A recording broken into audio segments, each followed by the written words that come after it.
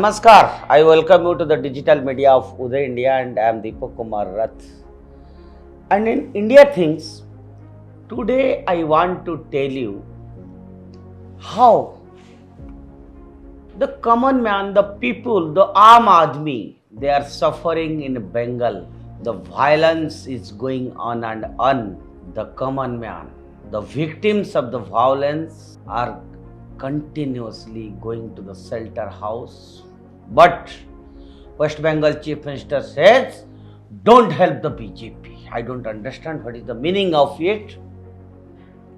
Violence, riots, if that will be sponsored, then only the common man will suffer, and it is the duty. It is the duty of the Chief Minister to control the law and order situation in any state. It's like a hopeless situation, you know.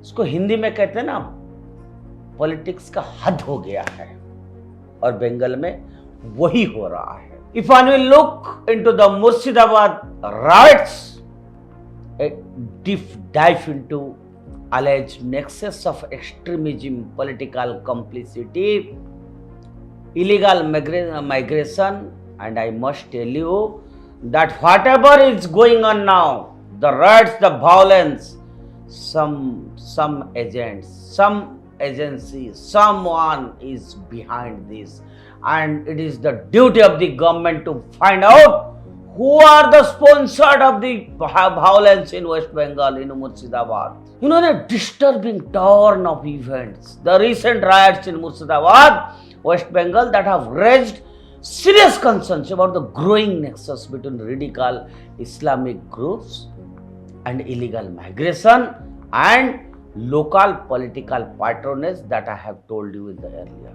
What initially appeared to be protest against the centre's Waqf amendment bill has now taken on the shape of, it looks like a coordinated act of violence and allegedly orchestrated by elements within Jamiat Ulema-e-Hind, the Bangladeshi extremist outfit Hizb-ut-Tahrir, and with the tacit support of West Bengal's ruling Trinamool Congress. And according to our sources close to the central intelligence agencies, over 40 sleeper cells of Hizb-ut-Tahrir has been active in Murshidabad for several days, leading up to the violence. Murshidabad, which shares a porous border with Bangladesh, has long been vulnerable to illegal immigration and cross-border infiltration. It is alleged that these sleeper cells did not enter overnight. Instead, they slipped into the region under the radar of the state government, possibly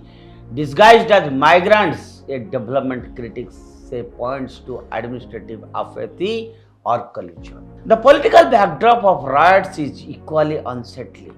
Shortly after the centre passed the Waqf amendment bill, West Bengal Chief Minister Mamata Banerjee publicly opposed the legislation, vowing not to implement it in her state.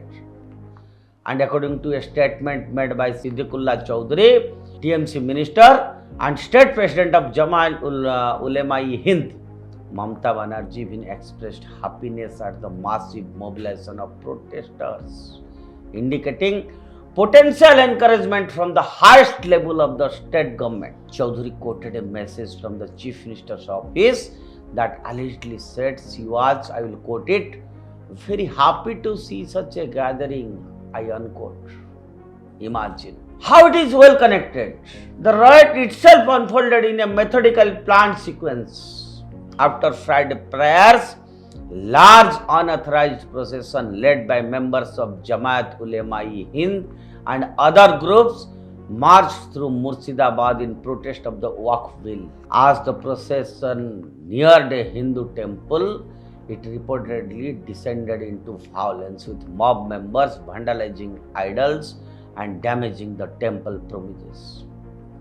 This movement marked the escalation from the protest to riot, with alleged participation of Hizb-ut-Tahrir sleeper cell members who are said to have infiltrated the protest under the guise of ordinary demonstrators. The pattern of violence, observers note, mirrors tactics used by same group in Bangladesh, including targeted attacks on Hindu shops and religious structures. And the situation quickly spiraled out of control with multiple vehicles torched, police vans vandalized, and at least 10 police personnel injured. Alarmingly, the riotous crowd even turned on the border security forces BSF, a heavily armed paramilitary force, raising serious doubts about whether such an attack could have been carried out by unarmed civilians alone. Is it possible? And the involvement of trained elements cannot be ruled out, I can say. As chaos reigned, the state police reportedly became mute spectators, unable or unwilling to respond effectively. This has fueled suspicions of deliberate state inaction. Further adding to the controversy, Siddiqullah Chowdhury recently claimed portions of South Kolkata as Waqf land, doubling down on his opposition to the amendment and stoking communal tensions. Friends, in another alarming statement, the local religious leader was caught on video declaring, I will quote it, "Our fight will continue till Qayamat, day of judgment," unquote, linking the current protests to broader ideological grievances like the Triple Talaq bill, allegedly persecution of Muslims and Sikhs under the Modi government. Some analysts, they interpret this rhetoric as a sign of growing convergence between radical Islamists and Khalistani sympathizers, pointing to a dangerous pan-ideological coalition. The political fallout from this event has reignited the long-standing debate whether over the centre's hesitation to impose president's rule in West Bengal. Many BJP leaders and Hindu organizations are questioning why, despite repeated outbreaks of violence, including 2021 post-poll violence, the Sandesh Khali sexual exploitation scandal and now the Murshidabad riots, no central intervention has been initiated under Article 356 of the Constitution, Indian Constitution. They argue that demographic shifts caused by the unchecked illegal migration coupled with vote bank politics and religious appeasement have created a dangerous powder keg in districts like Malda, Murshidabad, Nadia, Dinajpur, Birbhum and Howrah.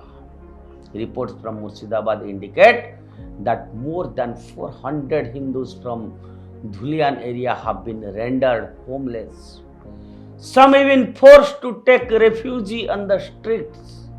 Their appeals to the central government for help have grown increasingly desperate, and many fear that if such incidents are allowed to continue unchecked, West Bengal could become an Islamic enclave within India, altering state's secular fabric and posing a long-term threat to national integrity. The centre now faces a critical juncture if the allegations of involvement by terrorist groups like Hizb-ut-Tahrir, political shielding by the TMC, and radical mobilization by organizations like Jamiat Ulema-e-Hind are indeed proven, then swift and decisive action is imperative, not just to restore law and order, but to prevent future communal and ideological unrest from destabilizing the region further. This is a serious issue, this is a grave concern. One hopes that the Chief Minister of West Bengal, Mamata Banerjee, must take notice into it and the central government must act faster. That's all for today. Stay tuned with Uday India and subscribe to Uday India. I hope your feedback will have a great value for all of us. Thank you now.